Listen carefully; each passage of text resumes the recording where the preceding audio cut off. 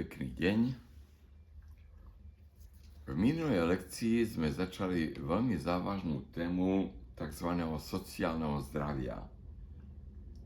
Aj keď mnohí ľudia si myslia, že sa ich to netýka, ale môžeme povedať, že tá spoločnosť, ktorá je chorá,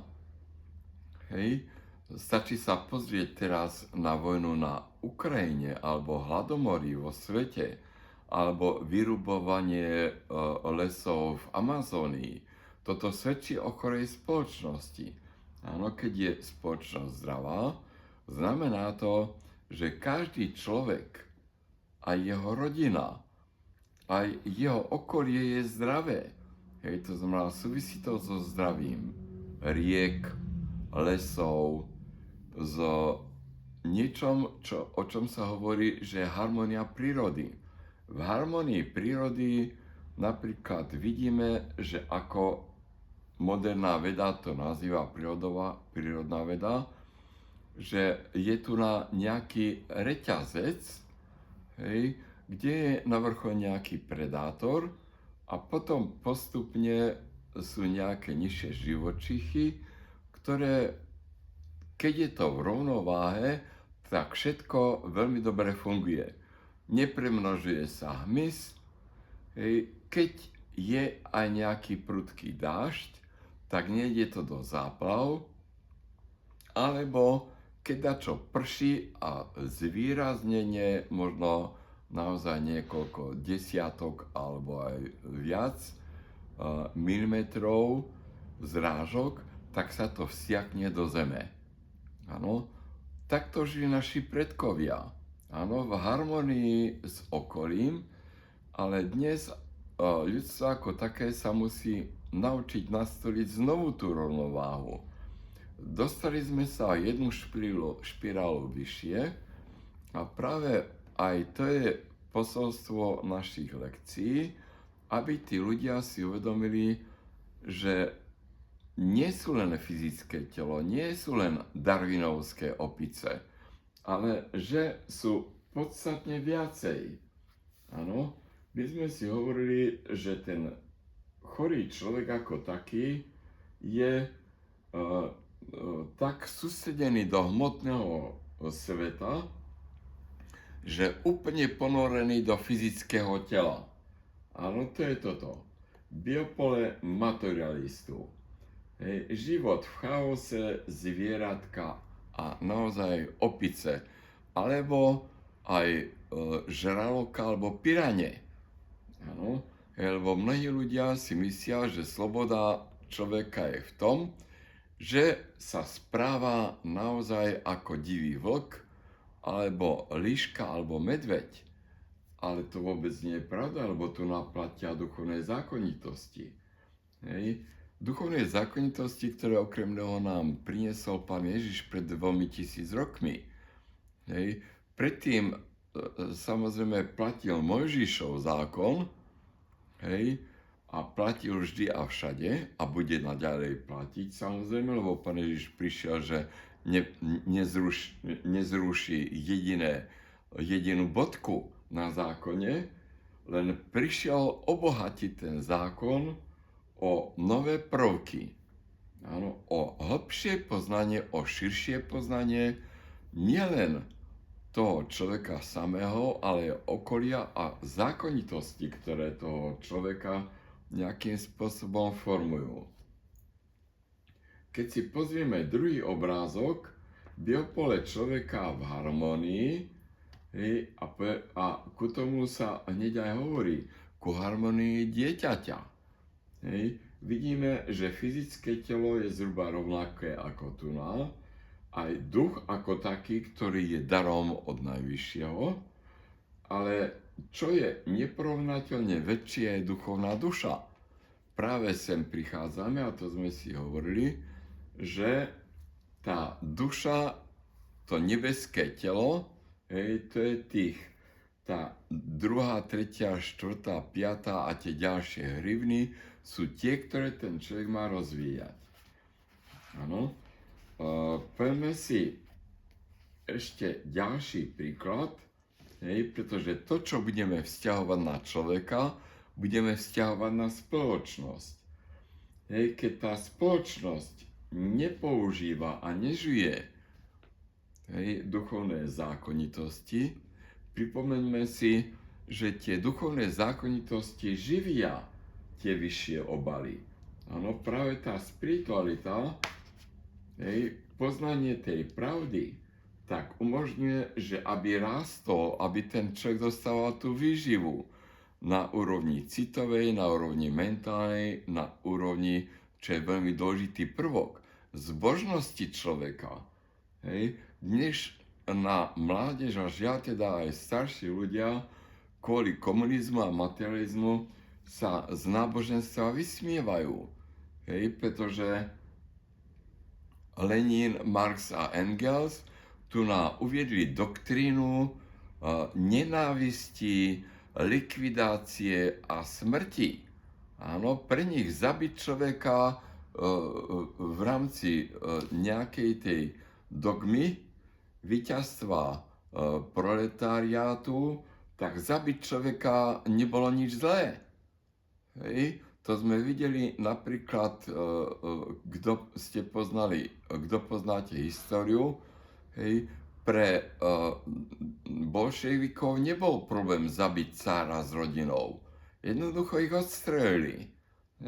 To isté, žiaľ teda, aj dnes ešte stále zotrváva, pretože vážiť si ľudský život každého človeka je niečo ako základ humanity, základ ľudskosti, základ kultúry.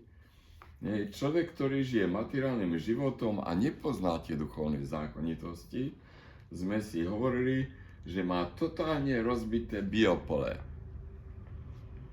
Je síce si vedomý toho fyzického tela, ale nevie, že má zodpovednosť sám za seba voči svojej duchovnej duši. Má zodpovednosť za spoločnosť, pretože tá spoločnosť mu dávala zdravotníctvo a určitú ochranu a bezpečnosť. A po prípade, v tom lepšom prípade aj vzdelanie. Takže toto je opäť štruktúra zdravého človeka na úrovni fyzického tela, na úrovni podvedomia, na úrovni nadvedomia a duchovnej duše. To je tá božská inteligencia, ktorú každý človek v sebe má. Majú každý človek, len ju musí živiť. A poďme si jednu vec, že práve kvôli tomu, že dnes tá morálka, etika, my sme si to hovorili, že základné 3 veci, ktoré ten človek si musí uvedomiť, je to, že slovo je vec podobná ako pre stolára napríklad hoblík. A takisto morálka, etika je veľmi, veľmi dôležitá pre život. Sme si hovorili, že celý kozmos je urobený z etiky. Áno, všetky tie neviditeľné energie a nakoniec, keďže tie neviditeľné energie, neviditeľné duchovné bytosti riadia tento fyzický svet, oni ich riadia podľa fyzikálnych zákonitostí. Tu nemôže byť svojvôľa. Áno, medzi matematikou, fyzikou a duchovnou vedou musí byť totálna zhoda. Áno, tam to svedčí o tom, že Božie zákony fungujú. Spomenieme si veľmi dôležitého vedca, ktorý v minulom storočí niekoľko stoviek krát zopakoval pokus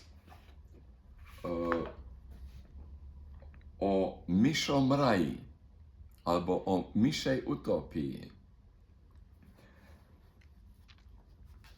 Urobil ideálne podmienky pre 4 páry myší, ktoré mali dostatok jedla, výborné klimatické podmienky, zaručenú teplotu, mali veterinárnu starostlivosť, mali hygienu zabezpečenú, takže mali naozaj ideálny život.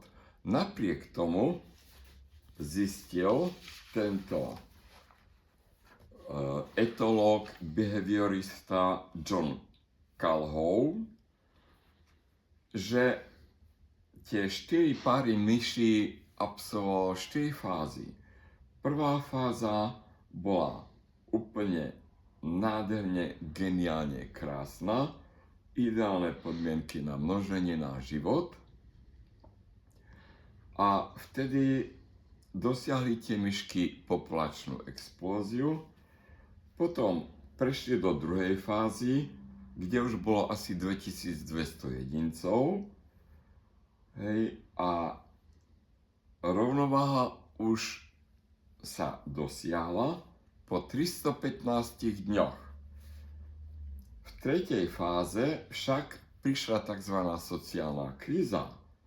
Áno, a zrazu z tých hlodavcov sa stala v dnešnom slova poňatí by sme povedali, že banda vyvrhelov.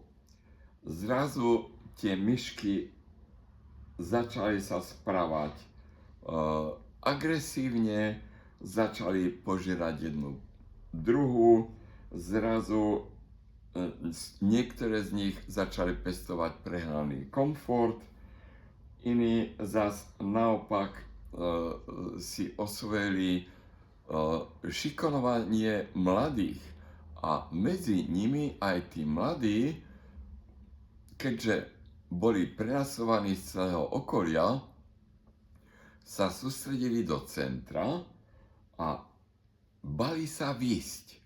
Áno, žili izolovaný život, takže chodili sa najesť len ojedinele a s bázňou, hej, s obrovským sklonom ku plachosti. Hej. V ďalšom si povieme o ďalších tých detailoch, pretože práve tento pokus, keďže bol opakovaný nielen samotným etologom, tým vedcom Johnom Calhounom, ale aj desiatkam ďalších vedcov, on vystupoval o týchto prednáškach po celom svete ako uznávaný vedec a snažil sa tieto veci poukázať ľuďom, že aby sa možno poučili. Zatiaľ na úvod toľko informácií, na budúce si to trošku rozobrieme už v praktickom živote. Pekný deň.